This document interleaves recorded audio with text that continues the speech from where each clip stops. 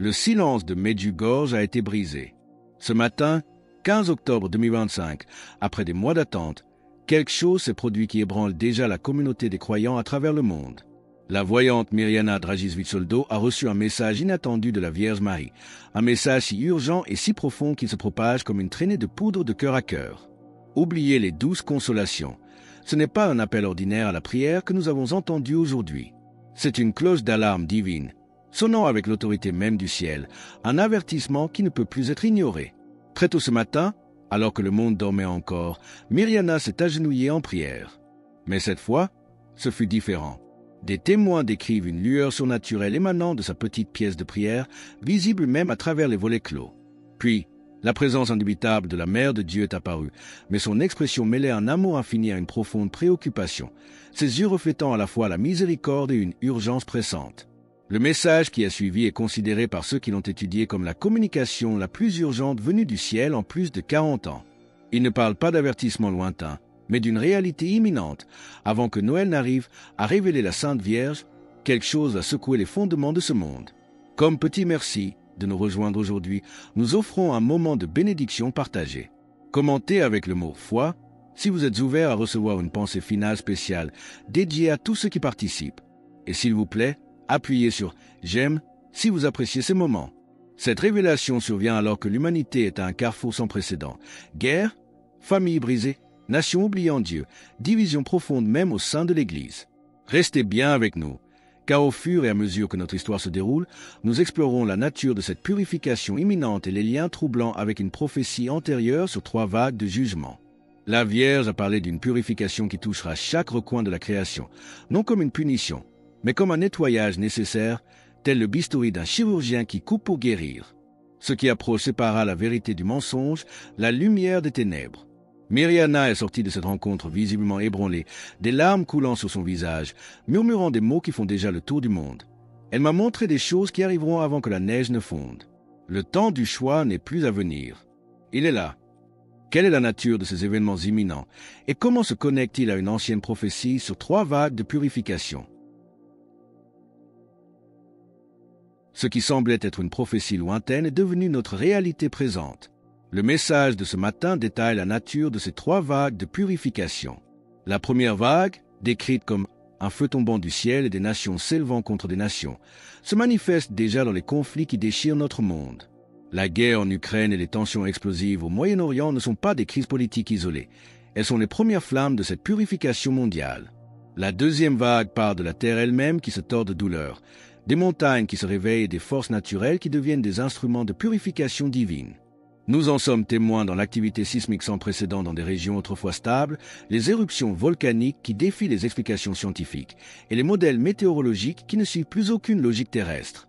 C'est l'accomplissement de la prophétie de Jésus lui-même qui a annoncé qu'avant son retour, il y aura de grands tremblements de terre et, en divers lieux, des pestes et des famines. Il y aura des phénomènes terribles et de grands signes dans le ciel. Luc 21h11.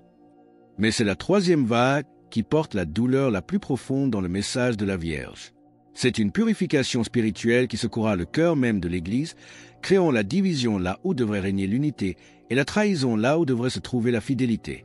L'apôtre Pierre nous avait prévenu de cette épreuve, car c'est le moment où le jugement va commencer par la maison de Dieu, 1 Pierre 4,17.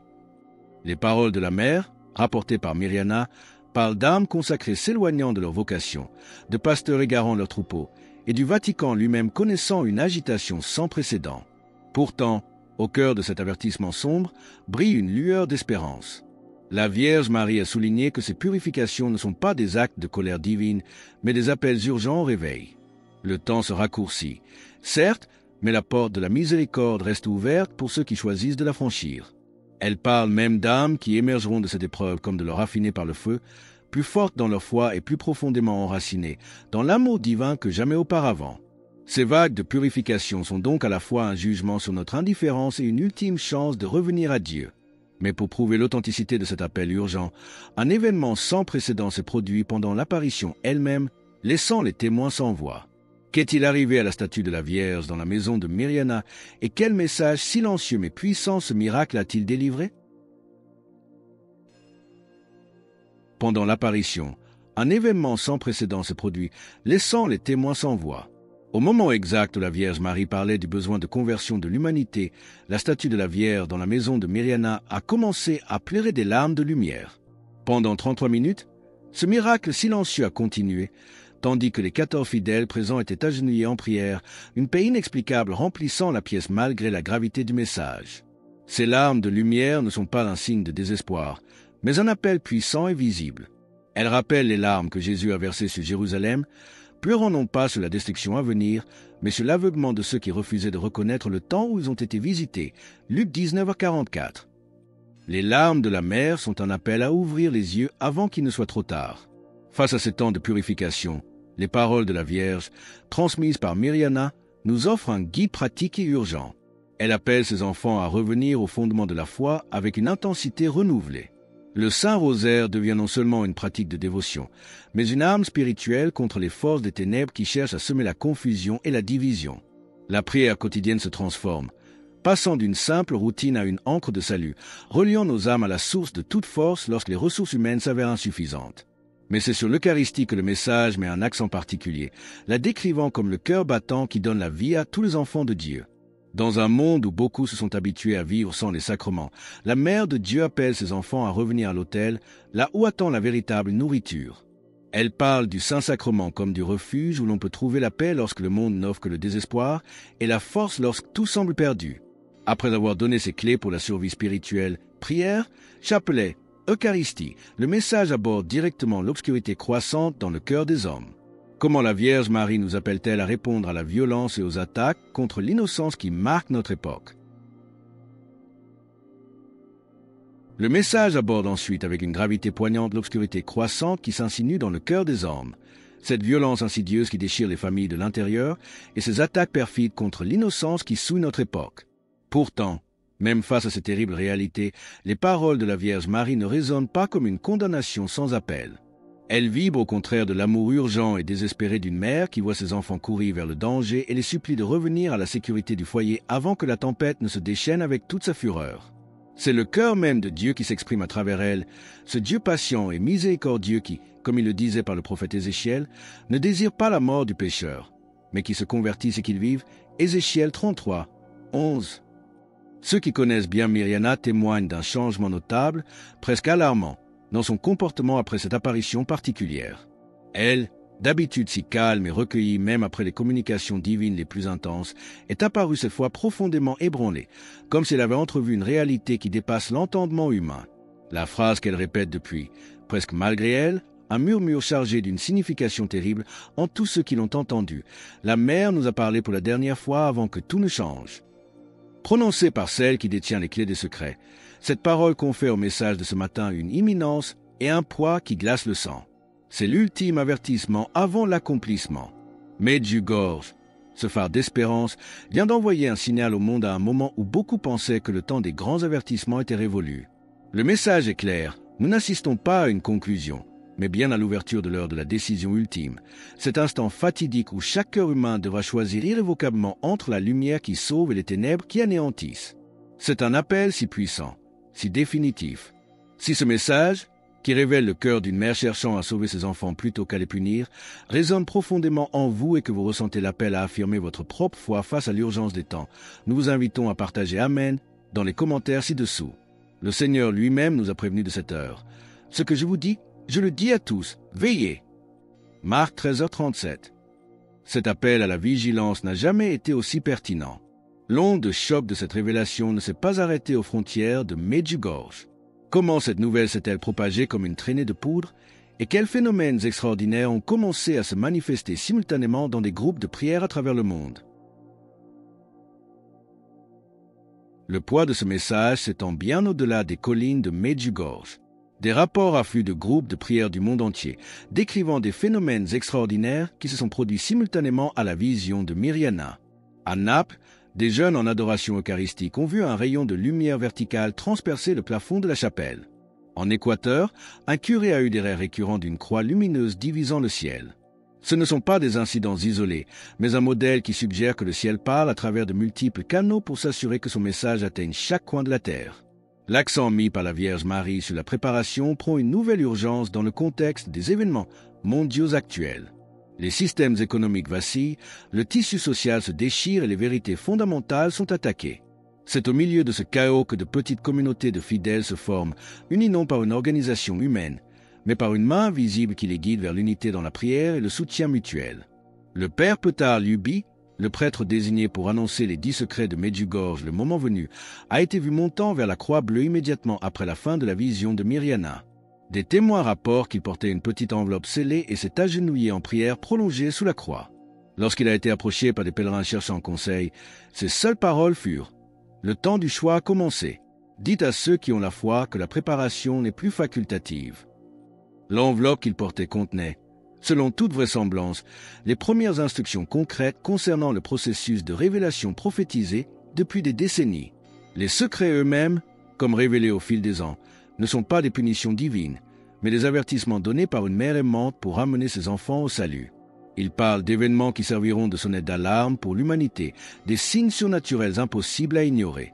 Le premier secret, en particulier, sera un signe visible apparaissant simultanément à toute l'humanité, ne laissant aucun doute sur l'intervention divine. Il n'aura pas pour but de détruire, mais d'illuminer, révélant l'état de chaque cœur avec une précision indubitable. Ce message et les signes qui l'accompagnent s'adressent directement au désert spirituel de notre temps. Quelle est l'analyse précise de la Vierge Marie sur l'état spirituel du monde et pourquoi la date du 15 octobre est-elle si symboliquement importante? Les implications pratiques du message de ce matin exigent une attention immédiate de la part de chaque croyant. La Vierge Marie ne nous laisse pas dans l'effroi. Elle nous donne les armes pour le combat spirituel qui s'intensifie. L'appel à la prière quotidienne du chapelet prend une nouvelle signification. Il ne s'agit plus d'une simple routine de dévotion, mais d'une préparation stratégique à la guerre spirituelle. Chaque « Je vous salue Marie » devient un coup d'épée contre les forces de confusion et de désespoir. Les grains du chapelet se transforment en échelons nous élevant au-dessus du chaos des préoccupations mondaines vers la paix qui ne se trouve que dans l'intimité divine. La confession, elle aussi, est présentée non comme un rituel désuet, mais comme une hygiène spirituelle essentielle pour les âmes vivant en des temps contaminés. La Vierge Marie parle de cœurs alourdis par la culpabilité et appelle ses enfants à expérimenter la libération qui vient du pardon sacramentel, à goûter à nouveau la liberté des âmes lavées par la miséricorde divine. Enfin, l'Eucharistie reçoit une importance capitale, décrite comme l'antidote à la famine spirituelle qui afflige notre génération. Dans un monde offrant d'innombrables substituts, le corps et le sang du Christ demeurent la seule nourriture capable de satisfaire la faim la plus profonde de l'humanité. La Vierge parle des âmes fortifiées par la communion fréquente comme des lumières qui brûlent constamment dans l'obscurité qui s'épaissit, des phares d'espérance pour ceux qui trébuchent encore dans la confusion. Ces remèdes divins sont notre bouclier contre les assauts spécifiques de notre temps. La sécularisation qui vide nos églises, les idéologies qui attaquent la famille, le relativisme qui remplace la vérité. Face aux faux enseignements qui cherchent à tromper même les fidèles, la Vierge nous appelle à prier pour le discernement de l'Esprit Saint, afin de reconnaître la voix de Dieu au milieu du brouhaha de l'erreur. Pour rejoindre notre communauté et ne manquer aucune histoire inspirante qui nous aide à garder notre lampe allumée, pensez à cliquer sur « J'aime » et à vous abonner. Le chemin étroit mène à la vie éternelle, le chemin large mène à la perdition. L'heure du choix a sonné. Les outils nous ont été donnés. Prière, jeûne, conversion, sacrement. Le ciel nous a avertis, suppliés, guidés. Mais après l'avertissement vient la conséquence. Après l'appel vient la réponse. Et après la purification viendra le triomphe promis.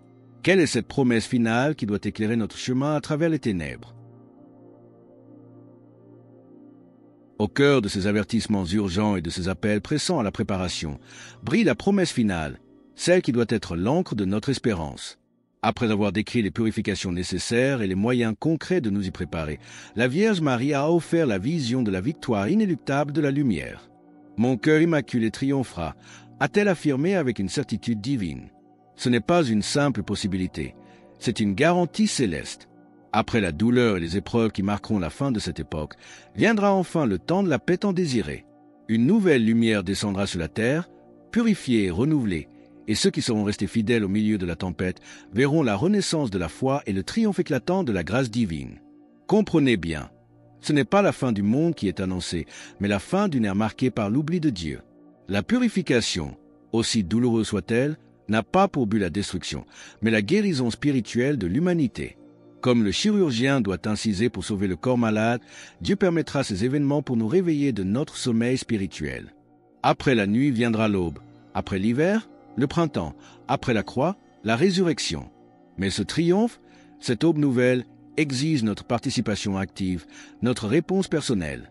La Vierge Marie ne force personne. Elle invite, elle appelle, elle supplie avec l'amour d'une mère, mais elle attend notre libre adhésion à son plan de salut. C'est pourquoi aujourd'hui, et non demain, est le moment crucial pour agir. Ne remettez plus à plus tard. Aujourd'hui, consacrez votre maison au cœur immaculé de Marie. Aujourd'hui, réunissez un groupe de prière. Aujourd'hui, procurez-vous les sacramentaux qu'elle a indiqués. Commencez dès aujourd'hui à réciter le chapelet quotidiennement. Approchez-vous des sacrements avec un cœur renouvelé, car l'Écriture nous le rappelle sans cesse. Aujourd'hui, si vous entendez sa voix, n'endurcissez pas vos cœurs. Hébreux 3h15. Les 3 lunes mentionnées dans la vision des enfants s'écoulent déjà. Les signes se multiplient. Le ciel parle avec une clarté sans précédent. Écoutons-nous? Répondons-nous? Ou sommes-nous trop absorbés par nos vies pour réaliser que l'histoire est un tournant décisif? Alors que nous concluons sur cette promesse du triomphe final et cet appel urgent à choisir la vie, nous vous invitons à déclarer votre foi. Commentez « Jésus est roi ci-dessous » pour affirmer cette vérité avec nous. Et votre parcours ne doit pas s'arrêter ici. Cliquez sur la vidéo qui apparaît maintenant sur votre écran pour un autre message puissant que nous avons préparé pour vous. Le temps de la miséricorde touche à sa fin, mais la porte est encore ouverte. Franchissons-la pendant qu'il est encore temps.